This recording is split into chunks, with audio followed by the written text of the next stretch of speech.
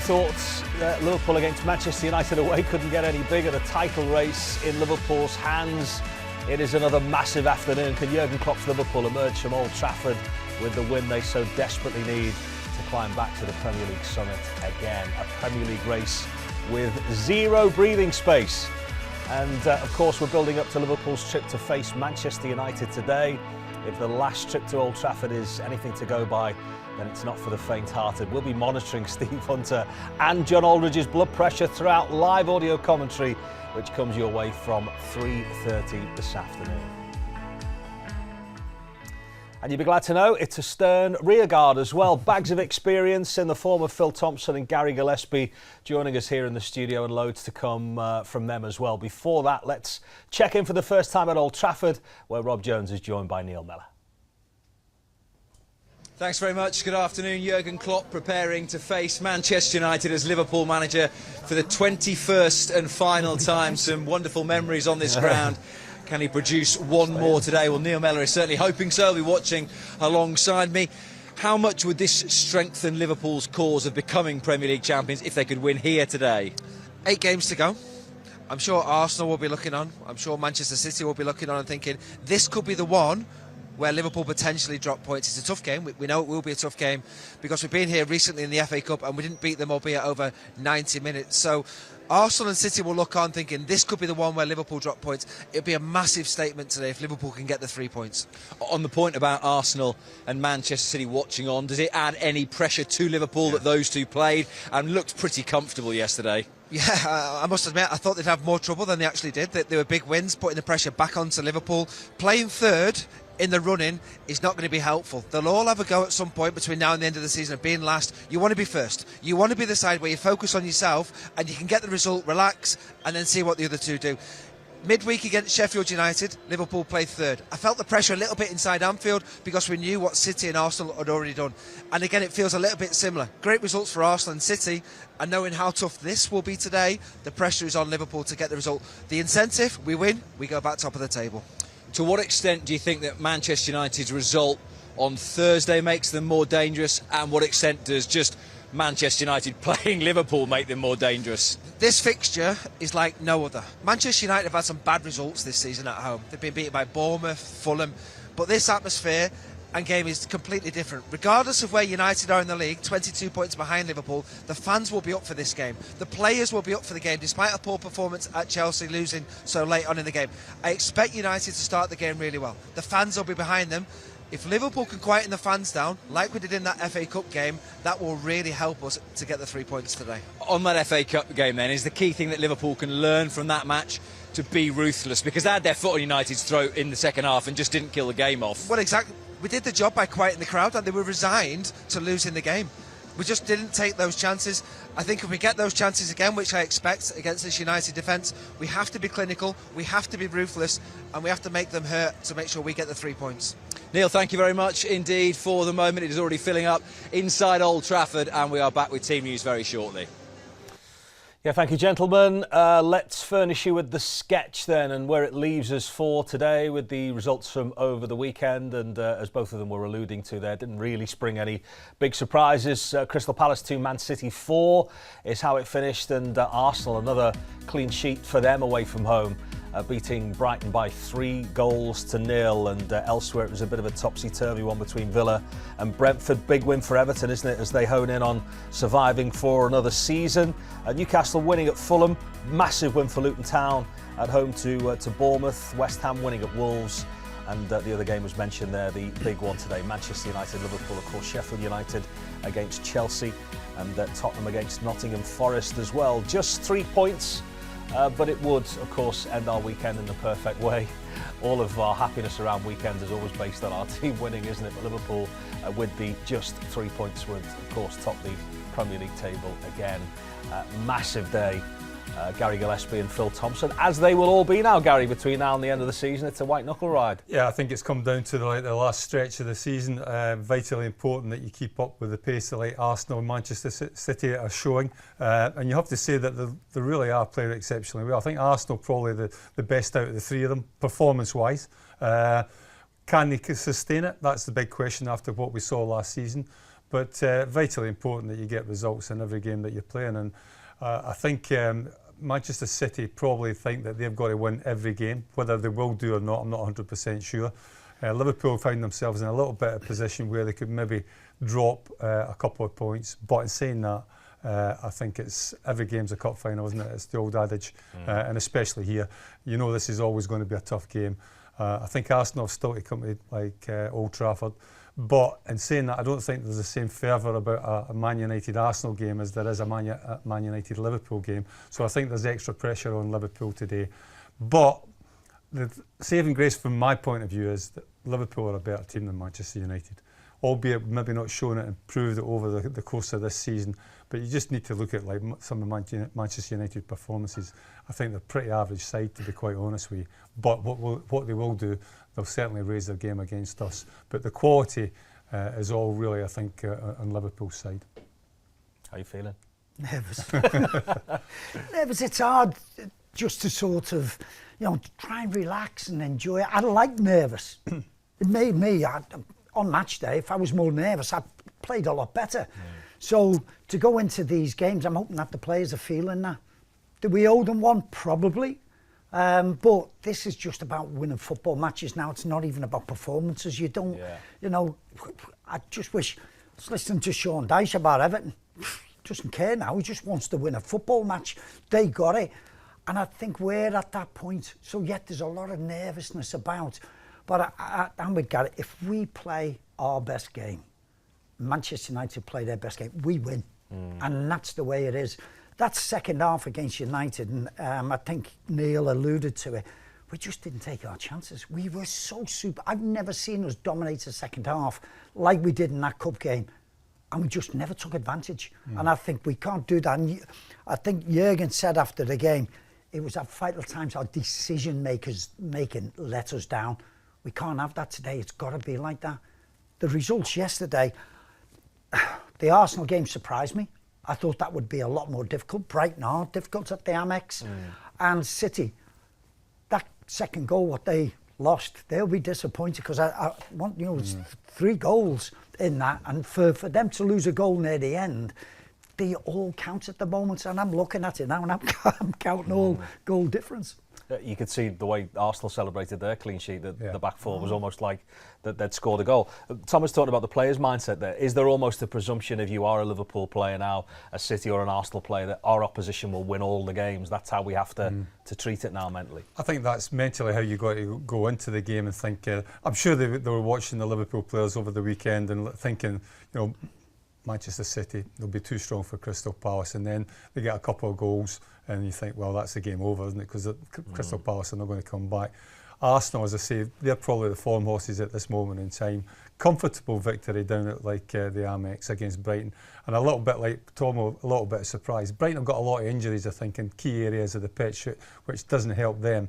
But Arsenal are looking strong at this moment in time as well. I think I did the game at last weekend at Anfield, and David James was talking about how Brighton might have a pivotal role to play in this. For me, it's Tottenham that have got the pivotal role to play in this. Tottenham have got to play Manchester City, they've got to play Arsenal, and they've got to play us. Big games, but that's in the future. First and foremost, you've got to concentrate on what's at hand. And Manchester United is obviously the biggest game that we've got at hand just now. I disagree a bit with Neil Mellor. I didn't think we started the game particularly well in the cup tie. We didn't quieten the crowd. Man United were on top in the early stages of the game, and that's vitally important that I think we start a lot better than maybe what we've done.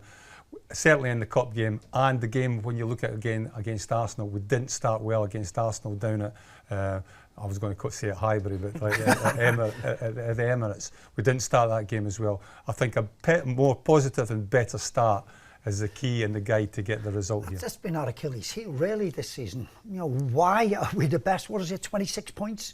We've gained from losing positions. There's a reason for that. Is that you haven't started particularly well. And that's happened even against Sheffield United. The other night, we could have gone a goal down very, very early on. Well, maybe 2 goals down. But we have to start a bit better. And I totally agree with you. I was listening to Neil Lennon and he said, we quite... No, we didn't. They were better than us in that first 20 minutes. They made a big statement and we were hanging on. Kevin made a great couple of saves to keep it just at the 1-0. And I think we've got to start that bit better. We have got to quieten them, but we've got to keep the ball better and be better, progressive with it when we're doing. We do keep it well at the back, but it's when we go forward better. Much more to come from the lads. Let's head back over to Old Trafford, then get team news then with Rob and Neil. Well, welcome back to Old Trafford on the day Liverpool look to return to the top of the Premier League table, and Jurgen Klopp makes 3 changes from the side that beat bottom club Sheffield United at Anfield on Thursday. 2 of them come in defence.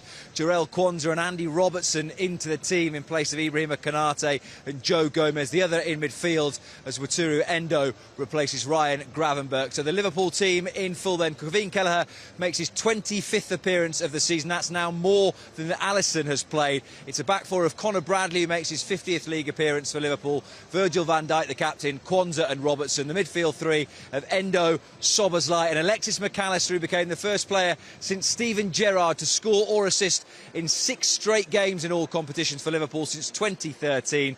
Talking of hot streaks, Mo Salah has 8 in his last 5 here at Old Trafford. He's in the front 3 alongside Luis Diaz and Darwin Núñez amongst the subs as he continues his comeback. Curtis Jones, Cody Gakpo there as well. Konate and Gomez both dropping to the bench, as too does Ryan Gravenberch. Neil Mellor alongside me.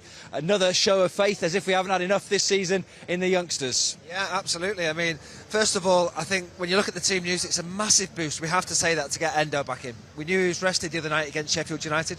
We weren't sure how much the knock would affect him. He's back into the starting lineup. That is really good news for Liverpool and that midfield area. It will just release McAllister to really influence and dominate a fixture like this. Defence was where we weren't sure with the team news. Would he go with 2 fullbacks who really do like to go forward, Andy Robertson and Conor Bradley? And for me, that's a real positive attacking lineup that Liverpool have gone for those 2 fullbacks.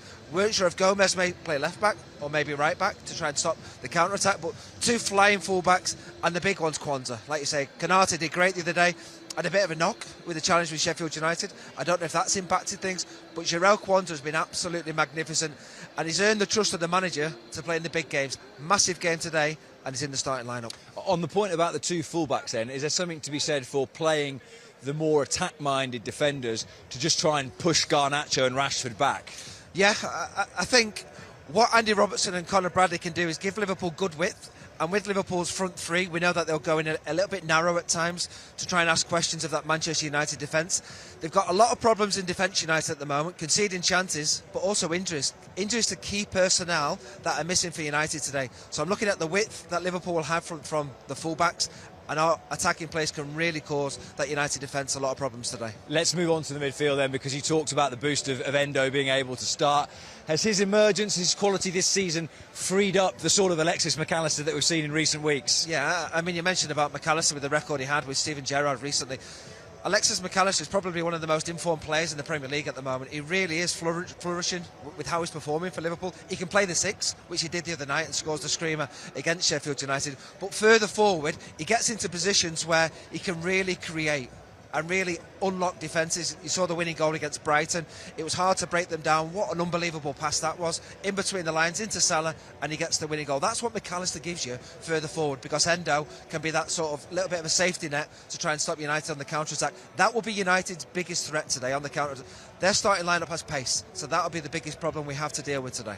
Just on McAllister and that goal he scored the other night and the comparisons with Steven Gerrard, I saw a tweet saying the only thing missing from that Olympiacos goal was your knockdown. Well, do you know what? It was nice to remember that one, but Alexis McAllister has got that in his locker. He's got that absolute worldie. I take an absolute ugly one today. He scored it, didn't he, in the FA Cup? Yep. So it'd be nice to see him influence things, because he can. Also scored a winning goal for Brighton last season at the Amex against Manchester United. And we were talking actually last week after the Brighton game about the experience, the big game nous of someone who has gone all the way and won a World Cup, that on days like this he just turns up and isn't fazed by it. Yeah, I think the big thing is he's not fazed by it, but he's a player who will control the game. Manchester United won't see as much of the ball as Liverpool will, and we will want to try and get the likes of McAllister on the ball, because his influence of picking a pass, his vision and awareness is incredible, and he's got the execution to do that. So with the likes of Robertson down the left, Conor Bradley down the right, with the front 3 players, if we can get McAllister on the ball to influence things, I think that's going to be a big problem for United today. And we will talk a bit more in detail about Mo Salah later on, but as for the front three as a whole, with Cody Gakpo to come off the bench, the one thing you know about this Manchester United team, boy, do they give you chances. Yeah, they do. I hope so again today. You know, I'm sure they'll be wary of the threat, of course they will be. With Salah coming off after 60 against Sheffield United, I just feel as though he is going to be so fired up for this game.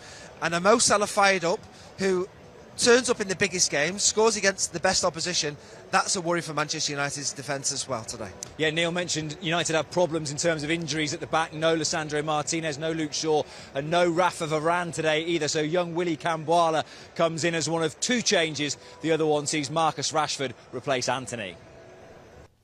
Yeah, they've got real problems, Manchester United, but let's concentrate on Liverpool for now. And as Rob mentioned, there are 3 changes for Liverpool, and lots of conjecture really over the last couple of days as to defensively what Liverpool would do, and it's the 2 flying fullbacks that are back in the team. Just to give you a bit more information around Ibrahima Konate, Jurgen Klopp has just mentioned in his pre-match flash interview with the broadcasters that Konate has not trained this week, so the reason why he's on the bench, and potentially with the challenge that he was a victim of, it's slightly better news than we thought that he's in the squad today. So young Jarell Quansah gets the nod at the heart of Liverpool's defence. Phil Thompson, first reaction to that team? Yeah, I get that, because Gary and myself were just discussing that could have been possibly a red card against Konate. I thought the damage when he went down could have been a cruciate.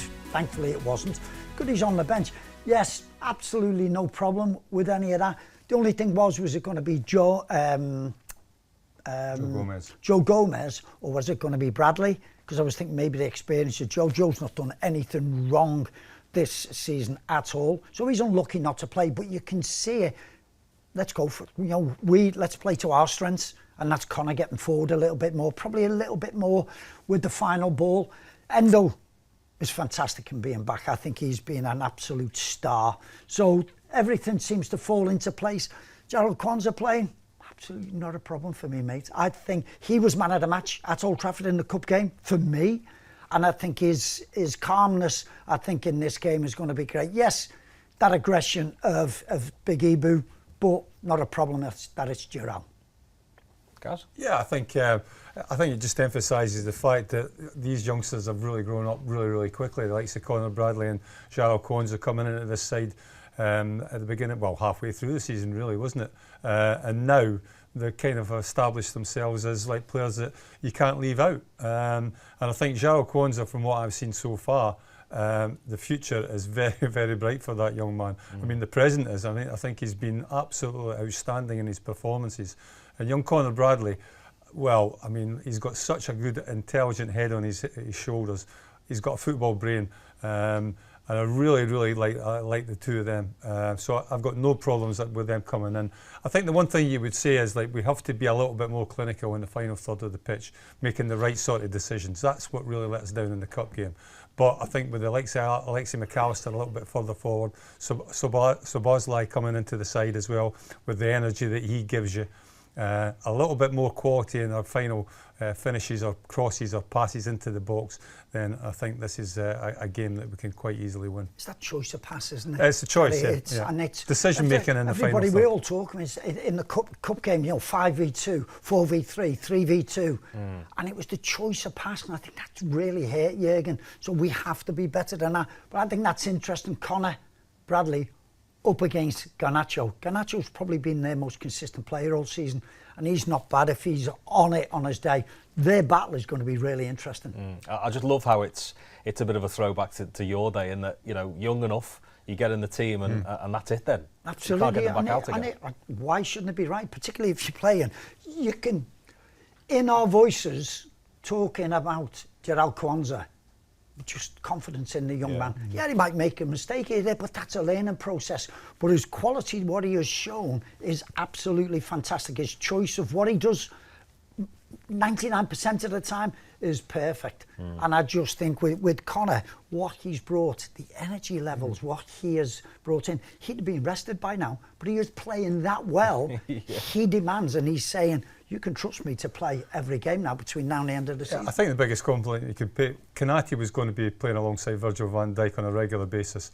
you've got like Trent Alexander-Arnold, probably like one of the best, if not the best fullback and right fullback in world football, and we're thinking, well, do we miss them?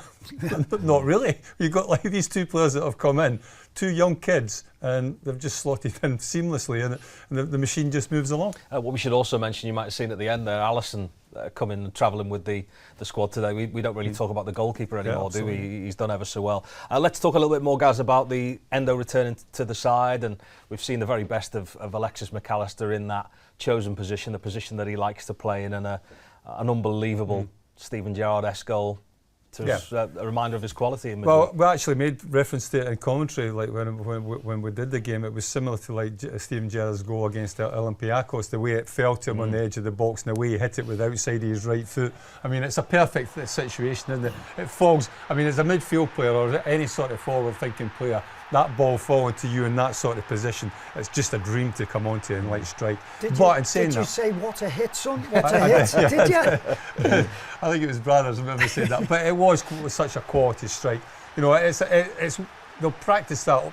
I mean, why did he dive? 100 times in training. But you've still got to hit the target. You've still got to be like as accurate as he was, and it was a fantastic goal. But I think, and I'll hold my hand up, I didn't think the formation with Endo and McAllister in the middle of the park would have worked as well as what it has done. But I think it does free up Alexis McAllister playing these forward areas where, at the beginning of the season, where we probably thought that's where he was bought to play. And I think obviously with Szoboszlai there alongside them gives a little bit of the energy and a little of the industry that maybe the two of them, like Endo and McAllister don't have. And the thing you forget about like the likes of Endo and McAllister, the amount of balls that they actually win in challenges, whether it be in the air or whether it be on the ground, they actually win an awful lot of the challenges, which sets Liverpool off on a good foot and a good path to obviously to go and attack. I'm just looking at his stats here, Tomo. Since the middle of February, 5 goals, 5 assists. You know, the spectacular as well. He's been so pivotal to this run of form. He has been incredible. We didn't see the best of him at those first couple of months. Szoboszlai was the name on everybody's lips. He was the one who was like dynamite. He was bringing it. He was everywhere on a football pitch. Endo, people were going, you know, is he really sort of good enough to? I thought he was as good then, but people didn't give him that credit for what he did. But McAllister has grown into it. He's gone past Szoboszlai. He's dominating games. As Gary says, it's not just his awareness, his pass, the weight of the pass into Mo against Brighton was just exquisite. And I think his all-round game is just at a level now, which is it's wow material. But those early days, it was all about Szoboszlai, so it's changing. But you've got Endo there now, total trust. McAllister playing in his best position. Now it's that. It was like Fabinho and Milner and Jorginho Wijnaldum. It was like them. You go to men. Now it's changed to these three.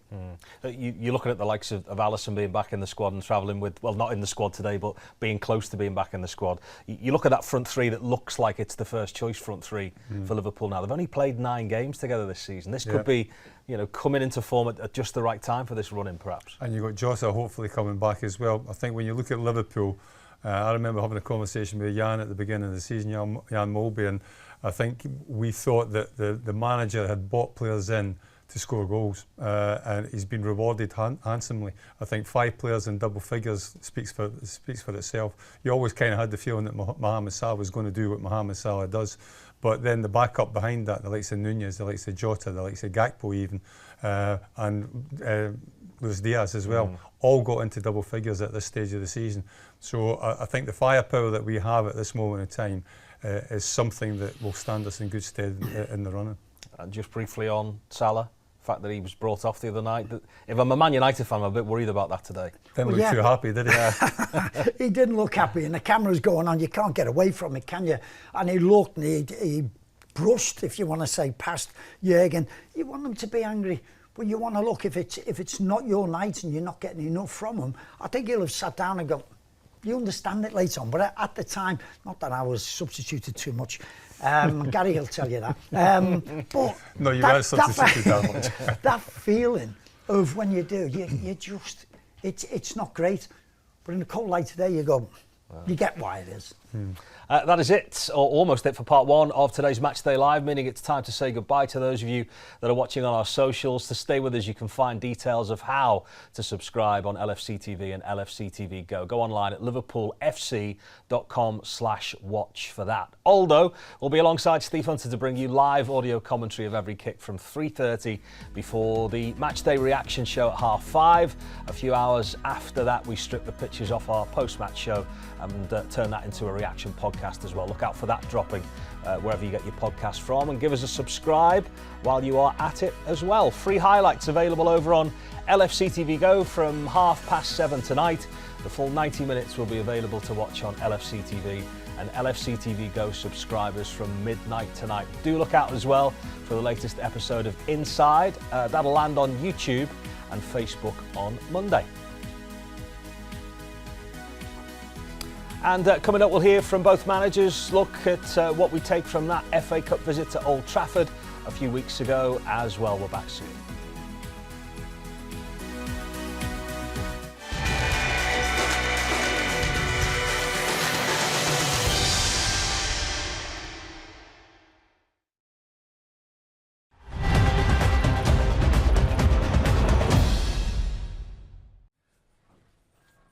There's some dark moments when you're injured.